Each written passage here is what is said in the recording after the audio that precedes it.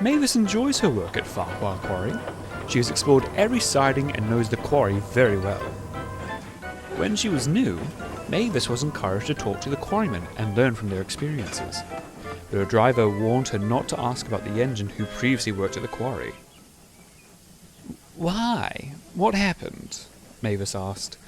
"Never you mind," replied the driver firmly. "Bad things happen to those who tell the story." Mavis thought it best to remain in the dark. But there was someone who did know the story. Thomas. Whee! Hissed Percy. "Don't be frightened, Thomas. It's only me." "How entertaining you are," grumbled Thomas. "Yes, I thought so." "When will this tedium end?" You always get jumpy at this time of the year. You should know I'm not a ghost." Thomas just glared at Percy. "I'd hate to see how scared you'd really be if you really saw a ghost." "Not as scared as you if you knew what was up at FarawayQuarry." "Thomas," interrupted Toby, "I would keep quiet if I were you." "Oh, what is it? Tell me." "Oh, go on, Thomas, tell me." "Don't you dare." "Go on." Thomas looked at Toby. "What's the worst that could happen?" he reasoned. "Long ago, before Mavis arrived, there's a little engine who worked at the FarawayQuarry. I can't remember what he was called. He wasn't there long when I first worked on the branch line. A quarryman decided to take charge of the engine while his crew were away. He drove the little engine straight down a shaft. The quarryman jumped clear. There's a loud rumbling sound from inside the shaft. Men ran to help, but it was too late. The shaft collapsed and buried the little engine alive. It was never found again. But from time to time, he's been seen wandering the quarry, looking for the quarryman who sealed his fate." Percy was terrified. "Scared?" smirked Thomas. "No, not at all," said Percy, and he rolled sheepishly away. For the rest of the day, Percy couldn't help but think of Thomas's story. It can't be real," he thought to himself, but he couldn't convince himself otherwise. Thomas was very pleased with himself, but Toby was cross. "You shouldn't take any notice of Thomas," he said. But all the same, Percy decided to talk to Mavis about it. "A ghost? Not that I know of. I've worked here for years now, and I've never seen or heard a ghost." "See, I told you not to listen to Thomas." "But it sounded so real," insisted Percy. "And such a horrible way to go. Imagine the pain and the horror. No wonder it would haunt the quarry. Are you sure, Mavis, there isn't a ghost?" No, there's nothing at all." Percy felt a little reassured, but still wasn't convinced.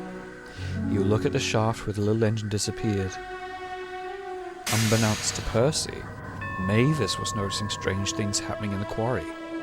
The trucks seemed on edge as they were slowly pushed into different places, seemingly on their own. The air grew colder, and a heavy feeling seemed to linger around the yard. "Oh, something isn't right," muttered Mavis quietly.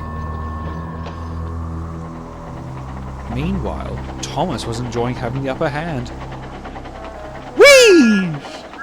Oh, don't be frightened, Percy. It's only me." That night, Mavis couldn't sleep. She couldn't settle. Then, she peered through the darkness.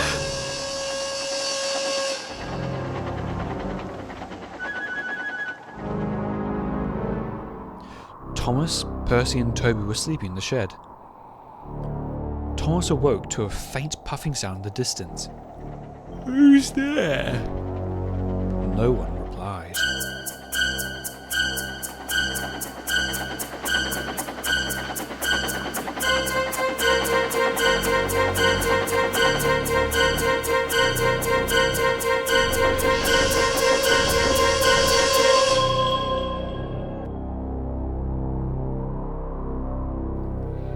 The next morning, Toby and Percy woke to find that Thomas wasn't in the shed. "Where did he go?" asked Percy. "He must have left early," replied Toby. But Annie and Carol are still in the yard. The firelighter came over and whispered something to Toby. So you'll be taking Annie and Clarel today? Is Thomas alright? Yes, he's fine. Don't worry. Now hurry along, don't be late. Percy did as he was told.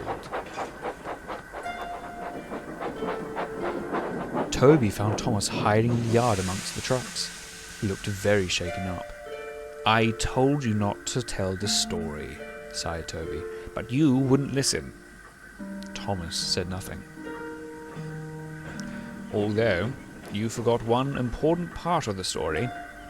Whoever tells the story of the quarry engine in full is visited by the ghost himself. You were lucky. Must be because you're an engine. Why? How come you know of the story? I was told by a quarryman, but he was never heard from again. Maybe next time it would be wise to be as silent as the grave, said Toby firmly. Thomas vowed to never speak of the story again. Mavis continues her work at the quarry with no ghostly interruptions.